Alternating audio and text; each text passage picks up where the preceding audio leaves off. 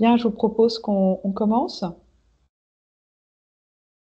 Très Guillaume, bien. tu es là, Eric, Arnaud. Bonjour. Bonjour. Donc, je vais commencer par me présenter. Je suis Sandrine Beaufils, je suis la déléguée générale pour Axiel Alliance Électronique. Et ce webinaire est organisé en partenariat avec IOL et Keysight aujourd'hui. Donc, nous avons deux intervenants qui vont se présenter chacun leur tour, mais nous avons Éric Monnier pour YOL et Arnaud Carignan-Dugas pour Keysight. Voilà, je vous donne la parole. À Éric, peut-être que c'est vous qui commencez. Le micro est coupé, hein, Éric.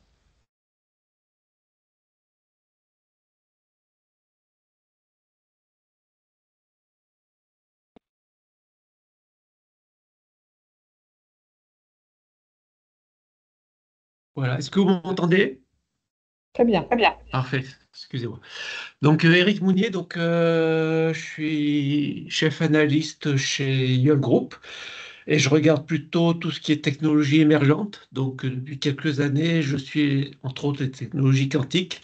Alors, plutôt côté évolution industrielle, marché et application. Et c'est principalement ce dont je vais parler aujourd'hui.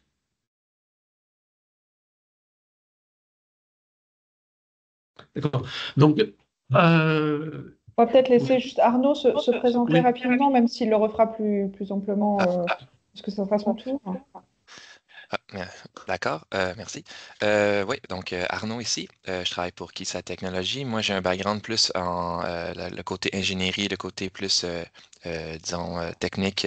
Je suis dans le planning également. Puis j'ai eu donc j'ai travaillé pour dans la caractérisation de systèmes quantiques, aussi dans la suppression d'erreurs quantiques. Puis je prévois donner une certaine perspective plutôt sur l'interaction entre l'écosystème quantique et les compagnies de mesure et de tests comme Keysight. Donc, voilà. Merci. Merci à tous les deux, en tout cas, d'avoir répondu présent pour ce webinaire. Éric, on vous laisse la parole. très bien, merci. Donc, je vais vous présenter les technologies quantiques plutôt d'un point de vue applicatif marché, même si c'est très très jeune encore. Et je commencerai par une introduction sur le quantique, mais assez rapide pour entrer directement dans le vif du sujet. Donc, juste un mot sur Your Group. Donc, on est une société française. Le siège social est à Lyon et on a trois activités cœur qui en fait sont en synergie forte entre elles. C'est l'analyse de marché et des technologies, le teardown et le reverse costing. Également l'analyse de performance, donc il faut entendre par cela le test de performance électrique et électro-optique. Et Axial, donc juste pour rappeler, donc c'est une organisation Oui, professionnelle des acteurs industriels c'est de la ça. chaîne de valeur. Je vais nous présenter. Axiel, Ah, donc nous d'accord. représentons les fabricants de composants et systèmes pour l'industrie électronique. Nous avons 120 membres pour à peu près 8,5 milliards de chiffre d'affaires, 246 sites en France. Les différentes missions, dynamiser, fédérer, promouvoir et défendre, développer les initiatives et les synergies, être force de proposition, bien sûr soutenir l'innovation, hein, c'est aussi l'objet de ce webinaire, renforcer la visibilité et stimuler la formation professionnelle. Et évidemment, vous en saurez un petit peu plus en allant sur notre site internet ou en m'appelant directement. Merci Eric. Donc, je continue. Donc, le monde quantique, alors pour les personnes d'un certain âge comme moi, c'était plutôt des équations et puis des choses très théoriques. Alors qu'en fait, aujourd'hui, des produits sortent. Donc, on distingue l'utilisation des fenêtres quantiques pour trois types d'applications avec des maturités différentes. Donc, tout à gauche, vous voyez un rack de transmission de cryptographie quantique. Donc, c'est commercialisé par une société suisse qui s'appelle ID Quantique près de Genève, qui se sont créés il y a 25 ans. Au centre, c'est l'application des capteurs quantiques. Donc, ça, c'est un gravimètre qui a été conçu et développé par Mukans, qui est maintenant racheté par Excel. Et par contre, ce qui fédère beaucoup à la fois de travaux, de recherche-développement, d'engineering, mais aussi d'investissement, c'est l'ordinateur quantique, le quantum computing, donc qui est à droite. Et en fait, vous voyez, enfin, par rapport aux autres produits, on est quand même sur quelque chose qui est moins abouti aujourd'hui. Ceci dit, ce qui est intéressant, c'est que le quantique a une sortie des laboratoires, également le calcul quantique, et on est plus sur une phase d'engineering qui est au croisement de plein de disciplines, de la cryogénie, parce que le quantique est très sensible à l'environnement extérieur, notamment ce qu'on appelle les qubits, je reviendrai dessus, le software, la fabrication, la physique fondamentale, la connectivité, l'optique. Donc tout ça, en fait, fédère beaucoup, beaucoup de compétences technologiques ensemble. Alors, quels sont les avantages? Alors, l'avantage du quantique, c'est de profiter des phénomènes quantiques qui permettent à la fois d'être plus rapide, d'économiser de l'énergie et d'accroître la capacité de calcul. Alors, c'est différent de l'IA, c'est-à-dire qu'aujourd'hui, l'IA va aller chercher sur le web un peu tout ce qui existe et en faire une synthèse.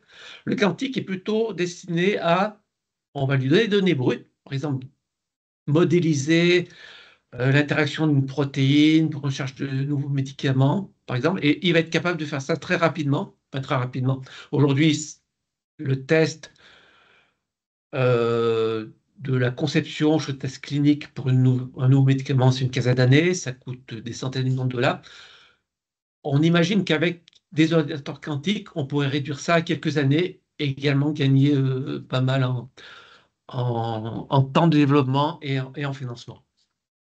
Alors, l'image assez, pas forcément exacte, mais que j'aime bien prendre pour montrer ce qu'est la capacité quantique par rapport à un ordinateur plus conventionnel, c'est l'image du labyrinthe, c'est ce que vous voyez à gauche. C'est vous donner un labyrinthe à résoudre à un ordinateur, il va faire du test and try, donc il va faire un chemin, il va voir que c'est fermé, il va revenir en arrière, en essayer un autre. Alors que un ordinateur quantique va voir le labyrinthe dans sa totalité, donc tout sera testé en parallèle. Alors, alors le quantique, c'est des phénomènes physiques assez complexes, sans entrer dans les détails, ils sont au nombre de 4. C'est ceux-là qui permettent justement une capacité de calcul plus forte et une énergie moindre. Donc c'est l'état superposé, c'est-à-dire en informatique classique, on a un bit qui est 0 ou 1. En quantique, on a ce qu'on appelle un qubit qui peut être une superposition de tous ces états. Donc ça autorise à faire des calculs superposés et donc diminuer le temps de calcul. La dualité onde-particule également, on va jouer là-dessus de façon à pouvoir interagir avec le qubit à travers des interférences. L'entanglement ou intrication en français, c'est le fait que même à des distances très très grandes, deux particules liées entre elles, un événement sur l'une d'elles se reproduira sur l'autre. Et l'ordinateur quantique est probabilistique, c'est-à-dire si on le fait tourner une fois et qu'il donne un résultat, on ne sera jamais certain que ce sera le bon résultat. Donc il faut le faire tourner des milliers de fois. Et si au final on a 99,999% d'avoir le même résultat, on dira bah, effectivement c'est le bon résultat. Alors, donc suivant les principes physiques, suivant ce qu'on utilise, on peut faire soit des ordinateurs, donc c'est ce que vous voyez en haut à gauche, donc c'est à base de qubits, donc l'équivalent d'un bit 0 ou 1, mais dans le monde quantique, qui est une superposition d'états. L'intrication, c'est le fait de lier des particules, principalement des photons, et ça, on va l'utiliser pour communiquer des données ultra sécurisées via de la cryptographie quantique, via du QRNG ou du QKD. Et puis, il y a d'autres effets quantiques, comme le fait d'avoir des niveaux d'énergie quantifiés, la cohérence quantique ou même l'intrication, qui permet de réaliser des capteurs quantiques ou des horloges, comme par exemple des gravimètres, des composants inertiels, voire des radars, des capteurs chimiques. Voilà. Alors, bon, comme on va parler d'ordinateur, juste rapidement, qu'est-ce que c'est qu'un qubit? Parce que je vais en parler un petit peu dans ma présentation. Donc, en fait, il faut imaginer, c'est simplement la propriété physique d'un objet quantique. Donc ça peut être un spin d'électrons, la polarisation d'un photon, des niveaux d'énergie d'un atome. Et on va jouer avec ça. Donc c'est pas 0 ou 1, mais c'est une superposition linéaire des états compris entre 0 et 1. Up and down, par exemple, pour un spin. Et l'intérêt d'avoir, par exemple, n qubits, c'est de faire des opérations en parallèle. N qubits, c'est 2 à la puissance n opérations en parallèle. Alors, par contre, on est dans le monde quantique, donc on joue au niveau de l'atome ou du photon, c'est très très sensible aux erreurs externes, variation de température, radiation électromagnétique. Donc, c'est pour cela qu'il faut avoir un vide et de la cryogénie très poussée. Également, je reviendrai dessus. Donc, vous verrez aujourd'hui, je vous ai parlé de qubits, donc il faut avoir plusieurs qubits pour pouvoir faire des opérations. Il faut distinguer le qubit physique du qubit logique. Le qubit physique, c'est comme je vous l'ai expliqué, c'est la propriété physique d'un atome, par exemple. Aujourd'hui, on estime que pour avoir un ordinateur quantique universel, capable de tout faire, il faudrait 1 million de qubits. Vous verrez avec la roadmap que je présente après que l'état de l'art, c'est 1000 qubits. Donc on est loin du million, même si les choses avancent assez rapidement. Et ce million de qubits physiques, il faut les regrouper entre eux pour faire un qubit logique. C'est-à-dire, il faut avoir par exemple 10 000 qubits physiques pour avoir un qubit logique capable de faire une opération logique qu'on peut corréler à un autre qubit logique pour avoir des portes logiques. Voilà, c'est vraiment un effet de cascade. Alors, pourquoi je parle de ça? C'est qu'en fait, en même temps que le hardware s'améliore en développant des systèmes avec de plus en plus de qubits, on arrive de mieux en mieux à corriger les erreurs. Donc, ce qu'on disait il y a quelques années, il faut peut-être 1 million de qubits pour avoir un ordinateur universel quantique, peut-être que ce n'est pas aussi élevé que ça parce que les codes de correction d'erreurs s'améliorent et peut-être qu'il faudra juste 100 000 qubits. Bon, comme je vous ai expliqué, c'est quelque chose qui est très émergent. Donc, chaque année, les choses évoluent. Bon, je l'ai dit, donc ces qubits-là, il ne suffit pas d'avoir des qubits physiques, soit des photons, des électrons, des spins d'électrons, il faut encore les assembler, donc ils soient connectés entre eux pour faire des portes logiques. Et puis, c'est des systèmes probabilistiques. Donc, une fois qu'on aura cet ordinateur quantique, le calcul, il faudra le répéter des milliers de fois pour être sûr que le résultat qu'on obtienne soit 99,999% du résultat réel. Alors, les roadmaps, donc, aujourd'hui, la manière la plus simple, pas forcément plus exacte, mais de regarder la maturité des technologies quantiques, c'est de regarder le nombre de qubits. Il y a énormément d'autres paramètres, mais c'est la chose, je dirais, la plus parlante. Donc, sur ce graphe, antérieur à 2020 jusqu'à 2030, voire plus, j'ai représenté donc les évolutions du nombre de qubits par acteur. Donc, vous voyez qu'on est loin du million. Aujourd'hui, en 2025, on est autour de quelques milliers. Alors, pour ceux qui connaissent le domaine, vous voyez, il y a une société qui s'appelle D-Wave qui est aujourd'hui à 7000. Donc, pour les puristes, ce n'est pas véritablement du vrai quantique. C'est quelque chose qui est très, très bruité. D-Wave est en business depuis assez longtemps. Ils ont livré des ordinateurs à la NASA. Ils arrivent à faire des choses intéressantes, mais c'est loin d'être un ordinateur universel. Donc Pascal, société française vraiment très pertinente, a annoncé 10 000 qubits. Donc on arrive quand même à avoir des choses intéressantes.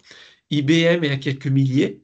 Ceci dit, on est encore loin du million de qubits. Alors, peut-être qu'il ne faudra pas avoir 1 million de qubits. Peut-être qu'il faudra quelques dizaines de milliers, quelques cent milliers.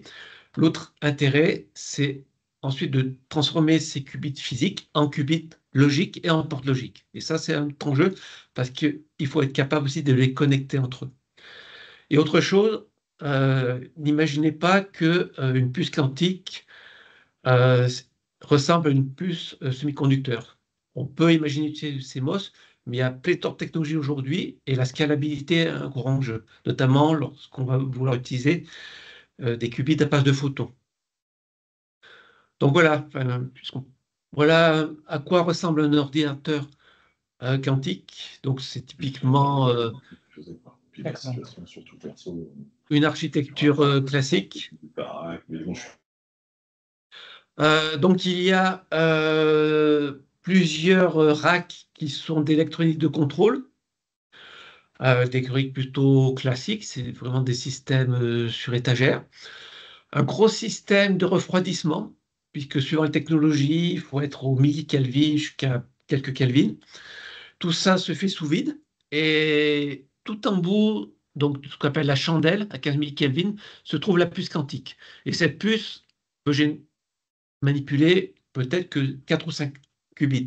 Donc vous imaginez que démultiplier ce système pour avoir 1 million de qubits, ça représenterait la taille d'un bâtiment. Et puis j'ai également indiqué le prix aujourd'hui. Donc aujourd'hui, vous achetez un ordinateur chez D-Web, il est à 12 millions. La gamme de prix, c'est entre 4 millions, 50 millions si vous l'achetez chez IBM. Ce prix ne va pas baisser parce que pour 50 millions aujourd'hui, vous avez un ordinateur avec quelques milliers de qubits.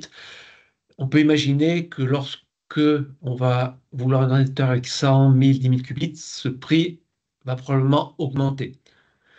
Ce prix n'inclut pas uniquement du hardware, ça inclut également du personnel sur site et puis de la maintenance. Aujourd'hui, on peut imaginer que 70% du temps, ces machines sont en maintenance.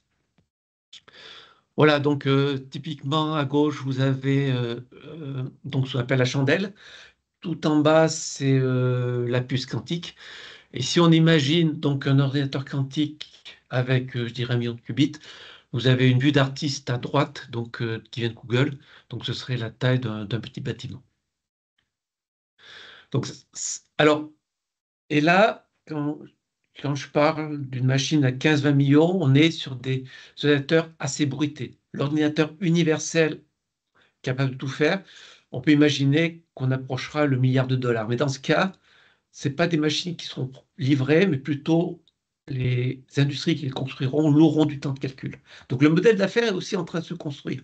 C'est un peu ce que je représente ici. Donc c'est un exercice de forecast, c'est assez difficile à faire parce que le sujet est assez émergent. Ceci dit, alors en termes de légende, donc HV c'est le hardware, c'est vraiment l'ordinateur. Le QAS c'est vraiment Quantum as a Service, c'est les personnes qui vont louer du temps de calcul pour tester l'ordinateur quantique. Le QSAS, c'est des sociétés qui développent des softwares spécialisés pour les ordinateurs quantiques, spécialisés pour développer dans le médical ou dans l'industrie. La cybersécurité, c'est la communication quantique et Q-Sensing, c'est les capteurs. Donc, grosso modo, aujourd'hui, en 2025, c'est quand même un marché qui est autour d'1 milliard si on met tout bout à bout, si on met à la fois les contrats de développement, les ventes de services, les capteurs, etc.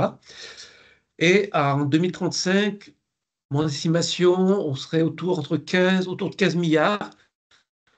Et c'est principalement plutôt service qui, à mon sens, va se développer.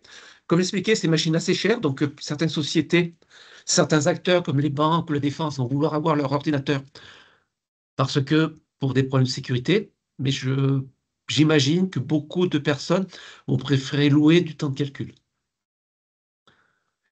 Voilà, alors l'Europe et en particulier la France, c'est extrêmement bien positionné. Donc en France, on a des sociétés comme Pascal, Quandela, Alice et Bob, C12, Cobly, chacun sur des technologies quantiques différentes. Et en Europe, vous voyez, enfin, l'écosystème est assez complet. Les États-Unis aussi, eux, ils ont l'avantage d'avoir des gros acteurs comme IBM, Microsoft, Google, qui ont chacun, ou Intel, qui ont chacun des programmes assez lourds dans le quantique. Mais je sais que la perception qu'a le reste du monde par rapport à l'Europe, à la France, est assez bonne. Je pense que les technologies qu'on développe, en particulier sur le sol français, notamment les technologies à base de photons, sont quand même très très intéressantes. Le Japon, c'est plutôt au sein de grands groupes. Il y a des programmes quantiques, NTT, Toshiba.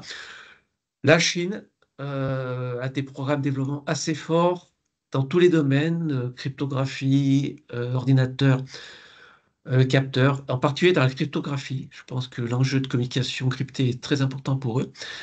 Et l'Australie, on n'entend pas souvent parler dans le semi-conducteur, mais ils ont un travail universitaire assez fort en quantique et avec des sociétés comme Dirac, Quantum Brilliant, Archer, aussi comme Quantum Computing et PsiQuantum, donc qui est la société qui fait beaucoup de bruit parce qu'ils veulent être les premiers à avoir le million de qubits à base de photons. Sachant que leur ordinateur, je pense, serait probablement la taille d'un gros immeuble.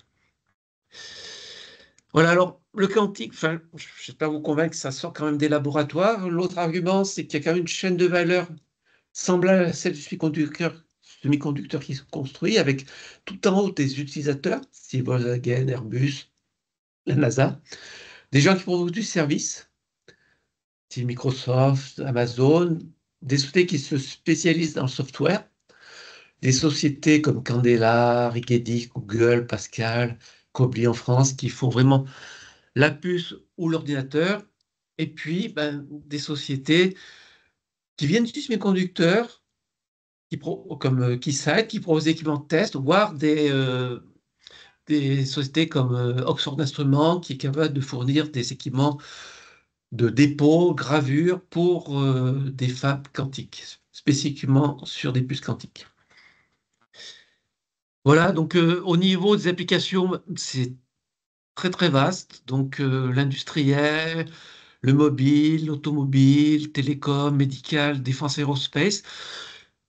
Ce qui me semble aujourd'hui, c'est qu'il y a une poussée assez forte du monde de la finance. Il y a quelques années, ils regardaient ça, bon, de manière assez curieuse. Là, c'est vrai qu'à chaque événement, il y a quand même une banque qui dit que le quantique, ça permettrait de mieux analyser les risques bancaires, voire d'anticiper des mouvements financiers ou des cracks boursiers. Donc ça a également tout ce qui est défense aérospatiale pour le développement de nouveaux matériaux, voire également l'optimisation de développement de batteries pour les véhicules électriques, qui est aujourd'hui un process très très compliqué. Le médical, mais le médical est assez compliqué parce que modéliser des protéines ou des médicaments, c'est probablement une des dernières applications qui sera vraiment mature. Voilà, bon, c'est quelques exemples quand même de sociétés qui sont impliquées dans des programmes. Donc, il y a quand même beaucoup de gens dans le milieu industriel. J'inclus là-dedans le milieu bancaire, comme Barclays par exemple. Voilà, donc en termes de financement, donc, sur les 5 dernières années, donc j'ai classé par technologie, je ne suis pas rentré dans le détail, mais aujourd'hui, lorsqu'on veut faire un ordinateur quantique, il y a minimum 5-6 technologies. On n'est pas certain qu'il y en a d'autres qui vont apparaître. On est incapable de dire ce sera plutôt du superconducteur, plutôt des photons, ou plutôt du quantum dot qui va émerger. Aujourd'hui, c'est difficile. Comme je vous l'ai dit, on est relativement au début. Ceci dit, en termes de financement, le superconducteur est probablement la technologie la plus mature. Il y a beaucoup de financement également pour tout ce qui est ions piégés ou photons. Les photons sont intéressants parce qu'on a toute une infrastructure existante à base de fibres optiques et de composants optiques qui existent. Et puis on a des challengers, donc des gens travaillant sur silicium comme Cobly à Grenoble, qui pourraient bénéficier de tout le savoir-faire en CMOS pour justement produire des ordinateurs ou des puces quantiques au niveau wafer, et peut-être qu'à terme, l'ordinateur quantique ne ferait pas la taille d'un immeuble, mais pourrait avoir un form factor plus réduit. Et puis l'atome neutre également, avec Pascal, donc, qui a une roadmap assez intéressante. Donc au final, c'est plus de 4 milliards investis par des financeurs privés dans le quantique. Principalement, donc là, c'est l'ordinateur. Et également, si on regarde au niveau planétaire, donc chaque pays maintenant a son programme national quantique. Derrière ça, c'est quand même un enjeu de sécurité, notamment pour tout ce qui est cryptographie et communication, mais pas que. L'ordinateur, quand même, peut également casser les codes existants. Donc, il y a un risque également de hacking là-dessus. Donc, au total, c'est autour de 30 milliards. La Chine annonçait, je crois, 10-50 milliards, mais je pense que probablement on est plus proche des 5 milliards. Mais c'est bon, là, ça reste assez difficile à estimer. Bon, voilà, juste 3 points de conclusion. Donc, bon, voilà, c'est assez satisfaisant de voir qu'on est vraiment dans du concret avec des produits vraiment qui sortent, développement assez rapide, peut-être plus rapide que ce qu'on avait pu anticiper. Que les applications sont très diverses, que ce n'est pas un concurrent à l'AI, ils sont plutôt complémentaires. L'AI peut aider à développer purement les arts quantiques, mais le quantique va plutôt gérer des données brutes, l'AI sera plutôt au niveau scanner l'ensemble de l'Internet. La cryptographie, les capteurs commencent à avoir une certaine maturité, l'ordinateur c'est un peu plus long. Donc, suivant les sources, je pense qu'entre 10, 20, entre 10 et 20 ans, on pourrait commencer à faire des choses vraiment intéressantes, des use cases vraiment utiles. Parce qu'aujourd'hui, lorsque une société comme Google annonce avoir résolu quelque chose, en fait, ils ont créé leur problème qu'ils ont résolu avec l'ordinateur. Alors, effectivement, ça n'enlève rien au fait que c'est quelque chose de très, très intéressant, d'exceptionnel, mais on est loin de pouvoir résoudre des problèmes concrets aujourd'hui avec un ordinateur quantique. Voilà, je vous remercie. Je vais arrêter de partager mon écran. Ah, Merci Eric. Est-ce que quelqu'un a une question? La présentation de Google. Vous avez des questions? Vous pouvez les écrire dans le chat. Hein. Vous pouvez les écrire. Là, on pourra y répondre à la fin. Et bien, à la présentation d'Arnaud. Arnaud, c'est à vous. Merci. Un instant. Voilà. Donc, bonjour encore. Je me représente pour quelques secondes. Donc, c'est ça. Donc, je travaille à Keysight, surtout donc vraiment plus dans la partie justement correction d'erreurs, caractérisation de système, surtout dans l'informatique quantique, donc dans l'ordinateur quantique, plus que dans les autres sphères de l'écosystème quantum. Mais je pense vraiment parler aujourd'hui plutôt que du côté technique, donc dans lequel je suis plus, mettons, investi au jour le jour, parler vraiment plus de l'interaction entre l'écosystème quantique puis le développement dans l'instrumentation de tests comme à Keysight. Et donner donc, c'est ça, cette perspective-là, puisque au final, c'est cette interaction-là qui va permettre, puisqu'on parle maintenant là, de marché, de faire les meilleures prédictions, puis de comprendre un peu donc l'évolution sur les 5, sur les 10 prochaines années dans le quantum. Okay? Puis je vais vraiment essayer de parler des défis, des challenges, principalement les challenges qui touchent l'instrumentation de test, puisque c'est peut-être plus ça que donc c'est plus la perspective dans laquelle je suis exposé.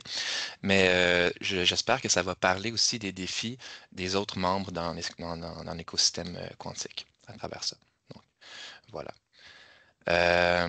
Pour donner une très brève histoire de Keysight, donc Keysight essentiellement est un des petits enfants de HP, si on veut. Donc, HP qui, à partir de son expertise en électronique puis en mesure d'électronique pour le développement des ordinateurs, ont développé Agilent, qui est devenu essentiellement une des plus grandes compagnies de tests et mesures au monde. Puis de Agilent, il y avait plusieurs, disons, branches d'intérêt. Donc, on peut parler, par exemple, il y avait les sciences de la vie, la biologie, entre autres, etc., l'équipement médical, les tests pour les mesures médicales, mais il y avait aussi toute la partie aérospatiale, puis on dirait Keysight essentiellement est devenu comme il y a une scission partielle. Et puis c'est plus intéressé à cette partie-là, donc aérospatiale, la partie de défense aussi, toutes les technologies qui étaient moins, par exemple, reliées aux sciences de la vie. Ça, c'était plus Keysight. Puis donc Keysight est devenu une compagnie indépendante dont l'emphase était surtout sur les mesures électroniques, sur la précision. Donc voilà. Et à l'intérieur de Keysight, ouais, pour donner une échelle aussi de Keysight, on compte en ce moment environ 15 000 employés autour du globe. Donc, c'est une compagnie assez grande, une multinationale. Puis, à l'intérieur de cette gigantesque compagnie, il y a la petite division quantique. Donc, on est à peu près 1 à 2 hein, de la compagnie. Donc, on reste marginal. Mais c'est normal étant donné que donc, la quantique, c'est une technologie en évolution, puis faut quand même se comparer à d'autres technologies à l'intérieur de Keysight, comme tout ce qui est l'automobile, tout ce qui est le 5G, le 6G, etc., toute la partie défense aérospatiale. Donc, faut quand même se comparer à ces agents-là. Donc, c'est pour ça qu'on est peut-être plus marginaux. Mais reste quand même que donc Keysight est intéressé assez tôt au quantum, a fait certaines acquisitions dans le domaine, dans l'écosystème quantique, dont Quantum Benchmark, d'où je viens en fait en général. Je faisais partie de Quantum Benchmark, qui était une startup euh, surtout axée dans le domaine de la caractérisation de systèmes quantiques.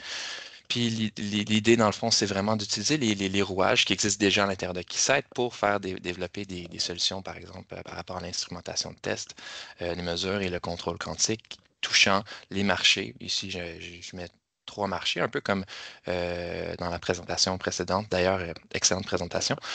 Donc, les trois marchés, donc l'informatique, la communication et la détection. Juste pour les voir ici. Donc, on a vu effectivement la belle chandelle ici dans l'informatique quantique. La communication quantique, on va parler vraiment plus là, ici. Là, ça va être des meilleurs protocoles pour protéger l'information.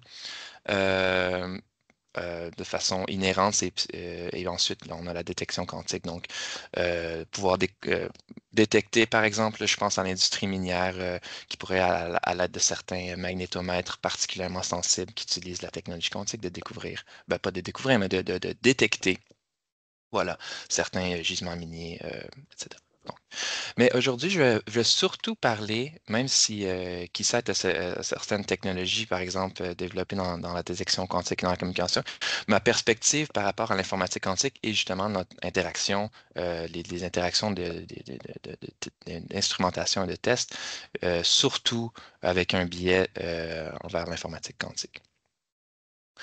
Euh, avant de sauter là-dedans, je voulais juste donner un petit regard sur l'écosystème. On voit donc des gros chiffres, peut-être optimistes. Ça, c'est un rapport de McKinsey et compagnie de 2023, donc pas nécessairement le plus à jour, mais je crois que ça vient quand même parler de certaines choses. Premièrement, on voit que l'ordinateur quantique ici semble prendre une très grande part de la tarte totale. Euh, dans les prédictions de marché. Donc, mais c'est vrai effectivement que c'est peut-être une technologie qui prend plus de temps à développer, mais qui aussi promet d'une certaine manière plus de choses, qui peut toucher à plusieurs marchés différents. Donc, on a parlé effectivement dans la présentation précédente, là, il y a le marché des finances, il y a le marché de tout ce qui est chimie, développement des matériaux. Donc, c'est des marchés qui peuvent promettre beaucoup. Mais on va aussi peut-être, je tiens aussi à montrer la variance. Ici, on a de 9 milliards à 90 milliards. Donc, la prédiction est difficile à faire. Bon, même chose aussi pour les autres, c'est juste que les échelles sont différentes, mais on a un facteur 7 ici, là, entre 1 et 7 milliards, 1 et 6 milliards. Donc, ça aussi, ça parle du fait que la prédictibilité, l'aspect prédictif est difficile à faire parce qu'on a besoin, il y a beaucoup d'incertitudes dans comment cette technologie-là va évoluer. C'est normal, c'est une technologie en émergence. Et puis, donc, il y a plusieurs peut-être choses qui peuvent changer au final d'ici donc la maturité complète de la technologie. Voilà. Euh, et donc, ce que je pensais donner comme perspective, je voulais donner peut-être la diviser par stade de recherche euh, pour finalement atteindre le contrôle à grande échelle. Parce qu'on a vu, dans la présentation précédente, par exemple, l'ordinateur, un peu la vue d'artiste de Google, par exemple. On a vu, là, c'était vraiment la taille d'un petit bâtiment. Euh, et donc, c'est important de comprendre comment la mise à l'échelle doit être faite, mais aussi qu'est-ce qui doit arriver dans l'écosystème quantique, qu'est-ce qui doit arriver dans ce marché-là pour arriver à une telle mise à l'échelle. Il y a certainement des développements technologiques importants qui doivent arriver pour ça, mais il y a aussi des interactions entre les différents agents, par exemple, comme l'instrumentation de test, et les gens qui s'occupent du design, les gens qui s'occupent à différents stades de recherche pour pouvoir permettre cette mise à l'échelle-là. Donc, je vais essayer de moins mettre l'emphase sur les défis technologiques, même si c'est quelque chose qui m'intéresse profondément, mais de mettre plus un accent sur qu'est-ce qui est nécessaire, quels sont les défis dans l'interaction entre les différents agents dans l'écosystème quantum pour pouvoir arriver à cette mise à l'échelle-là. Puis la mise à l'échelle est particulièrement importante quand on parle de l'informatique quantique, de l'ordinateur quantique. Donc, en partant plus à gauche dans les stades de recherche, donc c'est ça, je vais parler des différents défis touchant les différents stades de recherche. De toute évidence, il y a une synergie, c'est plus un cycle, hein, surtout entre le prototypage et le design, il y a une relation profonde entre ces différents stades de recherche-là. Je vais parler donc, c'est ça, des défis dans la partie design, des défis dans le prototypage, où l'instrumentation de test est définitivement peut-être, c'est là qu'on l'imagine le plus présent, n'est-ce pas? Donc, quand on a créé notre 6e prototype, mais de toute évidence, on va commencer à essayer de comprendre donc à quel point il fonctionne bien. Puis ensuite, donc, à partir du prototypage, puis de certains produits, comment qu'on essaie de rendre ça à des plus grandes échelles ici. Donc, ici, on voit peut-être plus à droite un système de contrôle quantique. Donc, on a vu dans la présentation précédente, on avait des espèces de tours de contrôle gigantesques qui sont branchés à l'intérieur d'un cryostat qui était la fameuse chandelle. Et puis, voilà, par exemple, un châssis individuel de contrôle. Puis ensuite, on voit des racks de châssis, un à côté de l'autre. Et ça, c'est la vision. Là, il faut que je compte le nombre de châssis. Ouais, ça, c'est le nombre de châssis nécessaires, par exemple, pour contrôler 1000 qubits.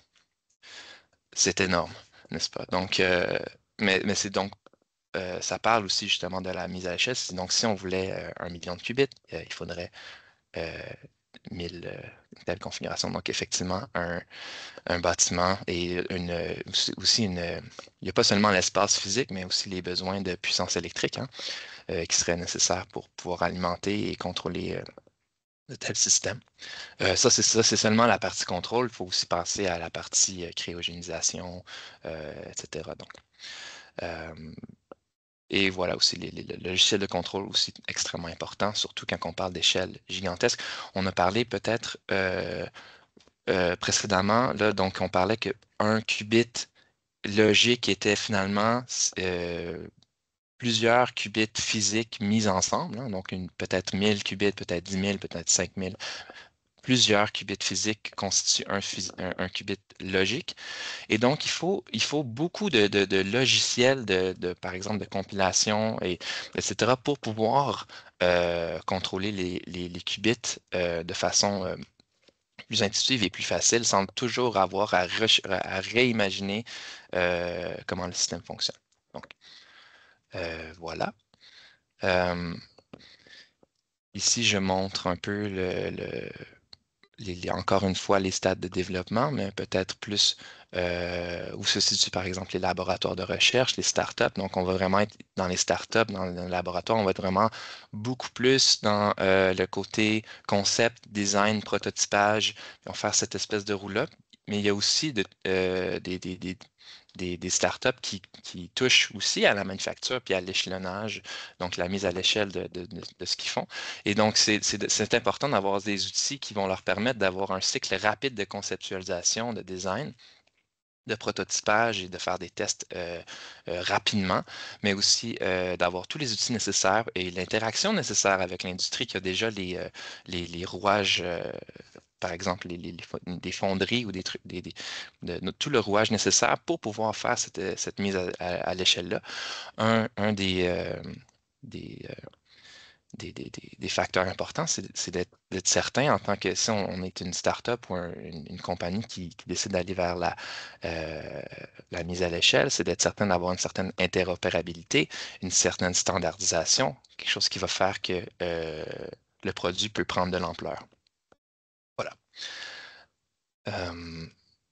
Maintenant, je vais toucher aux défis à différents stades de recherche.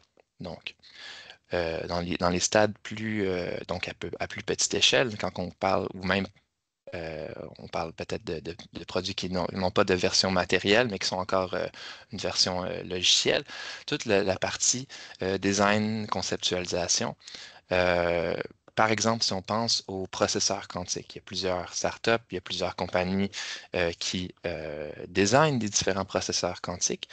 Et on parle d'extrêmement petites échelles où il y a des phénomènes auxquels on n'est pas habitué et qui peuvent se produire. On parle aussi de fréquences ARF extrêmement élevées pour ces échelles-là. Donc, là, je pense par exemple au processeur quantique, on peut parler entre 2 GHz et 20 GHz de fréquence.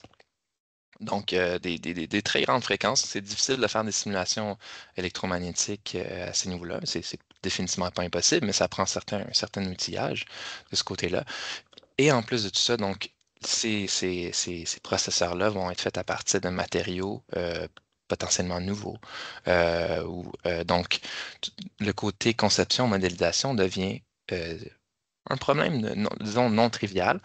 Et de- souvent, bon, c'est des problèmes qui peuvent se régler avec des solutions maison, donc de faire des logiciels qui vont pouvoir faire de la modélisation, mais les potentiels défis ici, c'est qu'une fois que de maintenir des solutions maison peut rendre difficile l'entretien des données, mais aussi ça va nuire à l'interopérabilité puis à la mise à l'échelle plus tard, parce qu'ensuite, ça va être d'être capable de traduire tout ce qui a été développé à la maison pour que tout se mette à l'échelle et puis il y a une belle interaction avec les étapes de manufacture.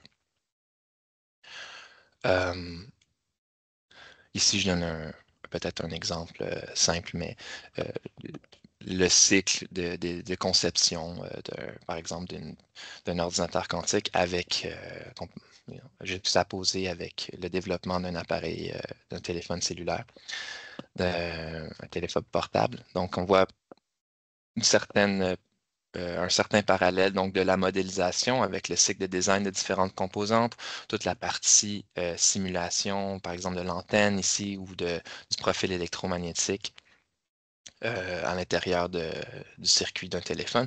Il va y avoir les mêmes espèces d'analyses. Bon, il va y avoir l'analyse du bruit, les différents designs. C'est certainement des composantes électroniques différentes, mais l'idée reste la même. Donc ici, on a des amplificateurs quantiques, des qubits. Mais il doit avoir un cycle, et ce cycle-là, c'est important qu'il soit rapide et précis. Peut-être que je ne mets pas l'emphase assez dans cette slide-là, mais non seulement rapide, précis, mais aussi justement qui permet l'interopérabilité. Donc, ici, on voit la conceptualisation, par exemple, d'un circuit quantique.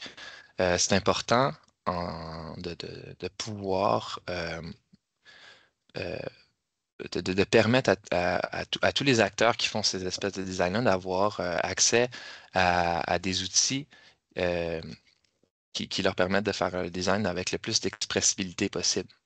On peut imaginer que des laboratoires de recherche vont toujours inventer des nouveaux, des nouveaux éléments pour ces circuits-là. C'est important de pouvoir suivre la technologie de près pour pouvoir leur permettre de pouvoir faire des simulations et de pouvoir évoluer rapidement dans l'écosystème.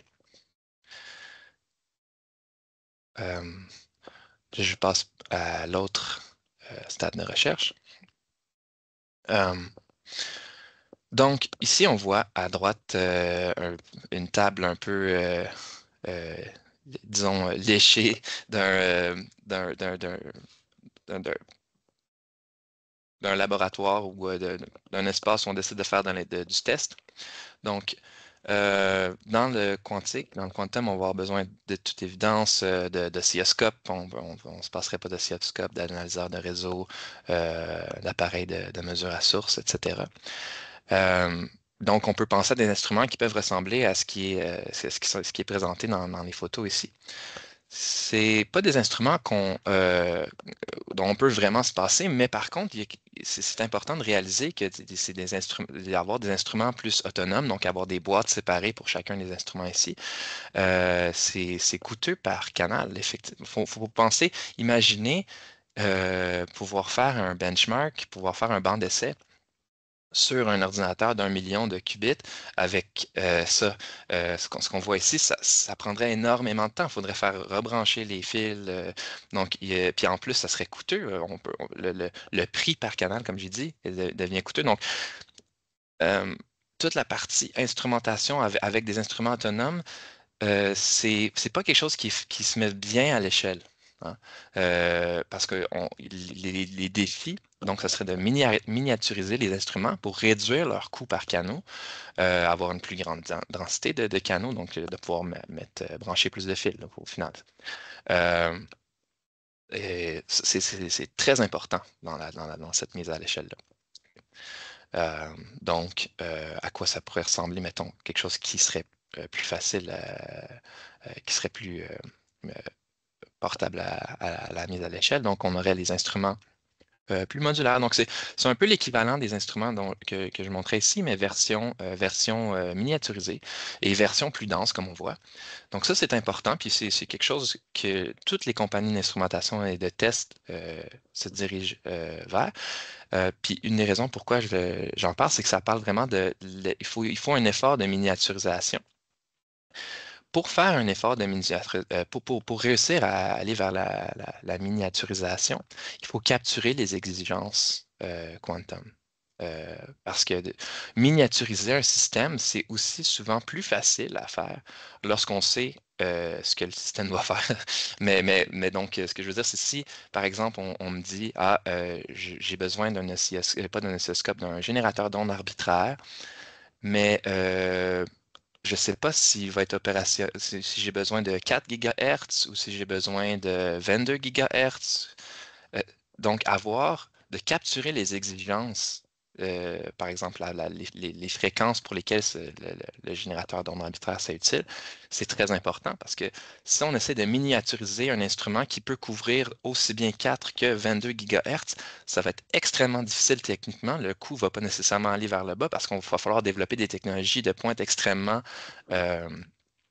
avancées juste pour l'effort de miniaturisation, alors que justement, interagir avec l'écosystème, comprendre les besoins, dire finalement, c'est seulement entre, par exemple, 4 et 8 GHz on a besoin, ça, c'est plus facile à miniaturiser. Donc, de suivre de proche l'évolution euh, de différents acteurs dans ce marché-là, c'est quelque chose d'extrêmement important parce que ça va influencer notre capacité à pouvoir mettre les choses à l'échelle ensuite.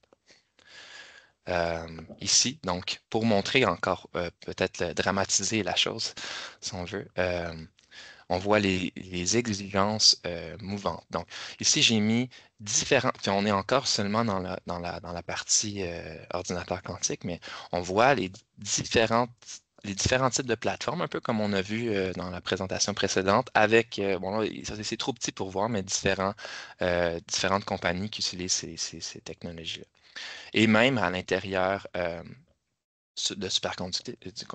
la partie superconducteur, il y a plusieurs types de qubits. Il y a des qubits, comme on dit, tunable, puis il y a des qubits qui sont à fréquence fixe, différents types de fréquences, etc. Donc, il faut couvrir de larges exigences, puis ça amène à plusieurs défis pour plein d'acteurs dans l'écosystème quantique parce que la miniaturisation, comme j'ai dit, devient difficile avec une large bande d'exigences. Et donc, si la miniaturisation est difficile, augmenter la densité de l'équipement, la densité de canaux devient difficile. Comme j'ai dit, c'est pas impossible, c'est seulement que ça demande une très forte communication entre les différents agents de l'écosystème.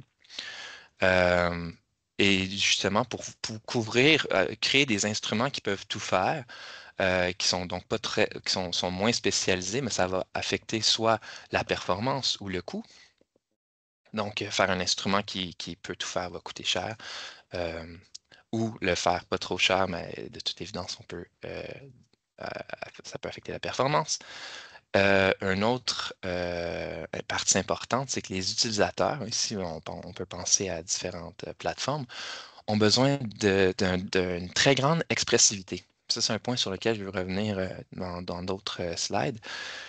On est dans une technologie émergente et donc les standards, je l'ai dit, n'existent pas. C'est un peu poussé, c'est un peu dramatique comme phrase.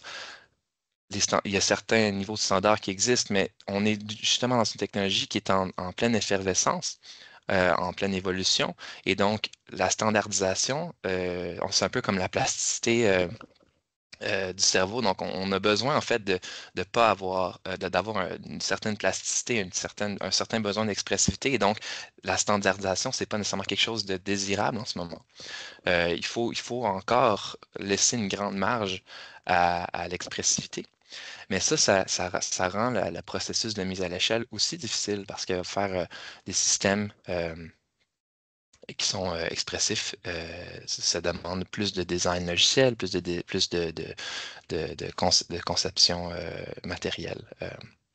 Et donc, c'est ça, comme je dis ici, garder le capot ouvert demande un degré supplémentaire de développement.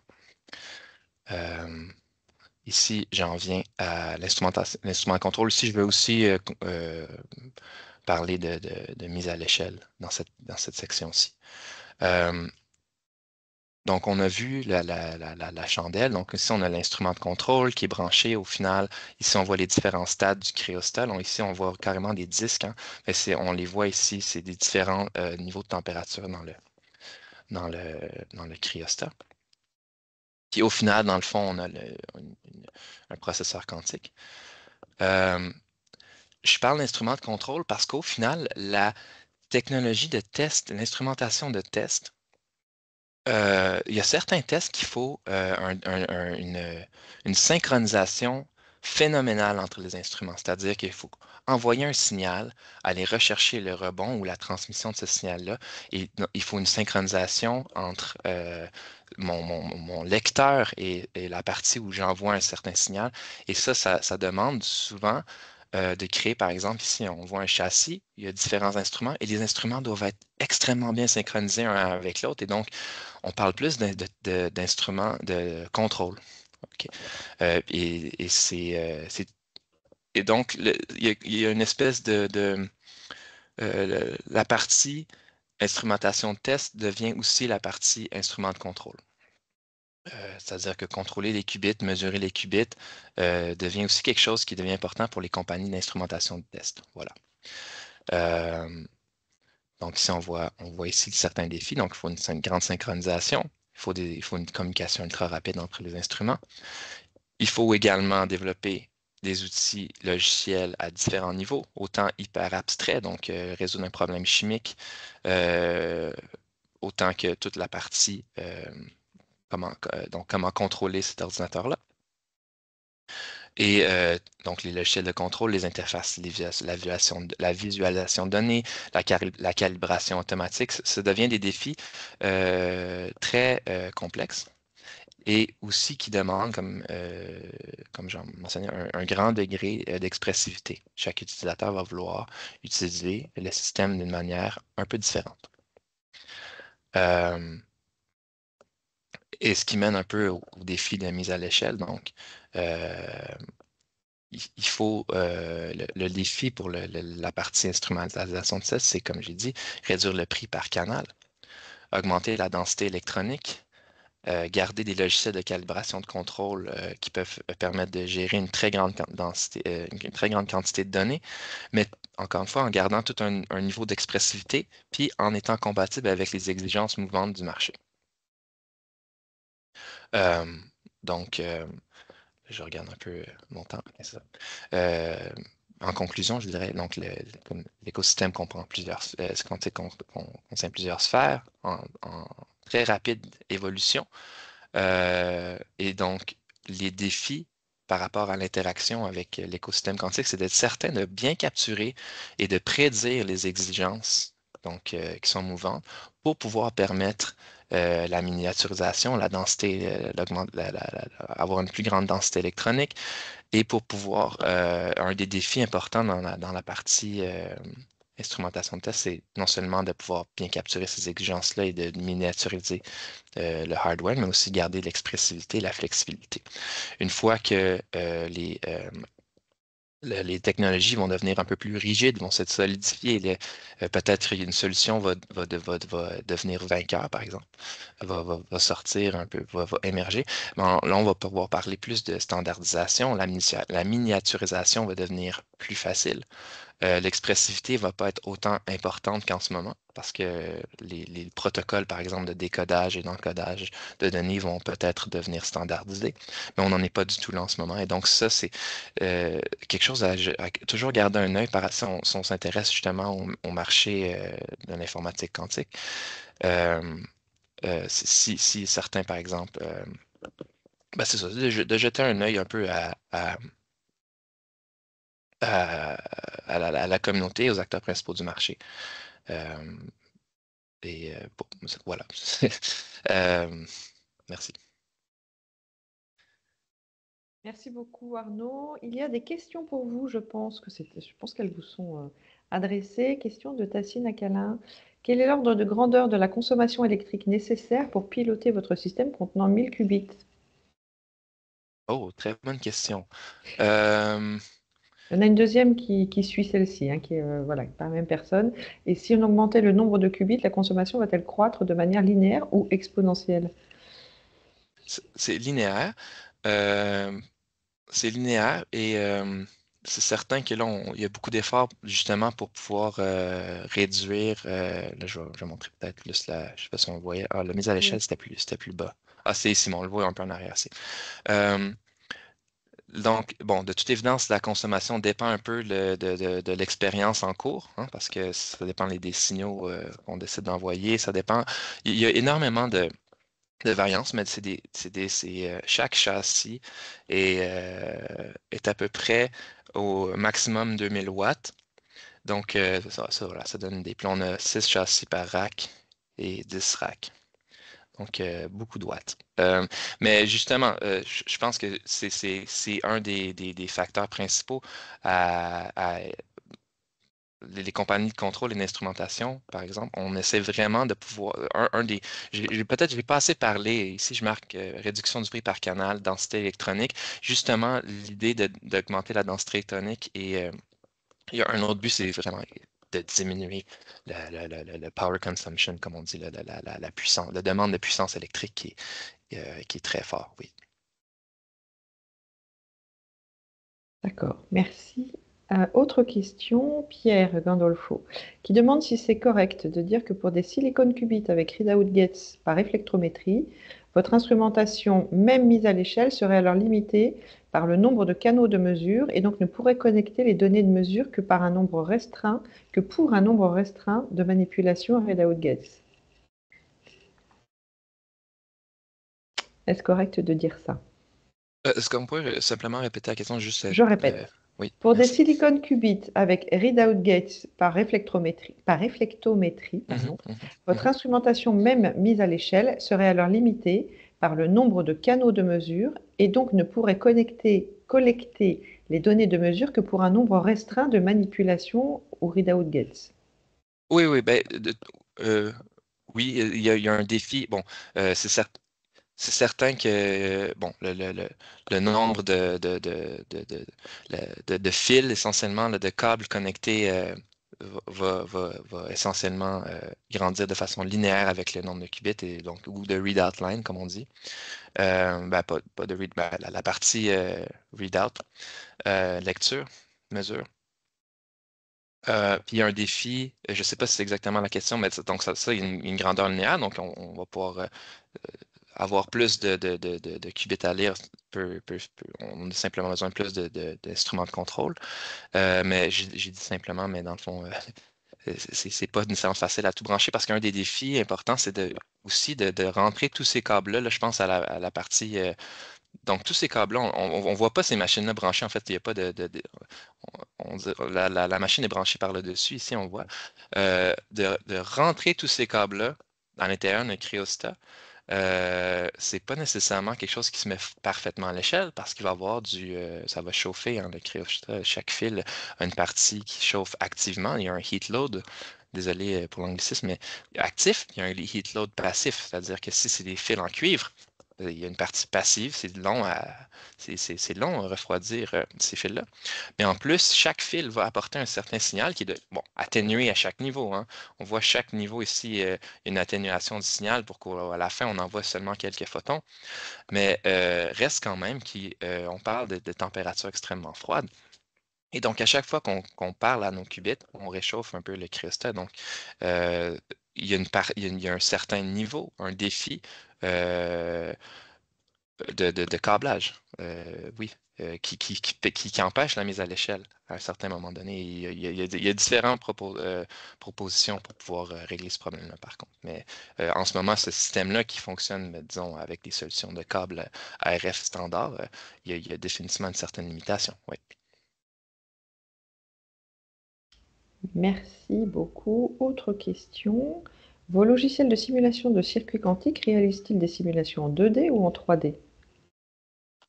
3D. Je ne sais pas si j'ai marqué ça ici. Oui, 3D. Parfait. Là, pour le moment, on a répondu à toutes les questions. Est-ce que d'autres personnes ou est-ce que vous avez d'autres questions à l'intention d'Arnaud ou à l'intention d'Éric, hein, on peut aussi parler de la première présentation.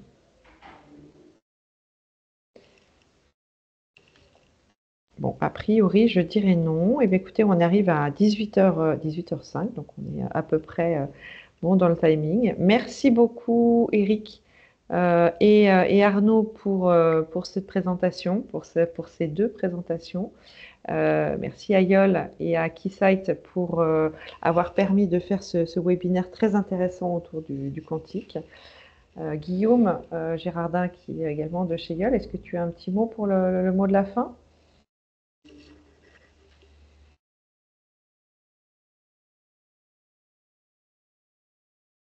Ah, Guillaume doit avoir un problème, donc je ne l'ai pas. Eh bien, écoutez, c'est moi qui vais avoir le mot de la fin.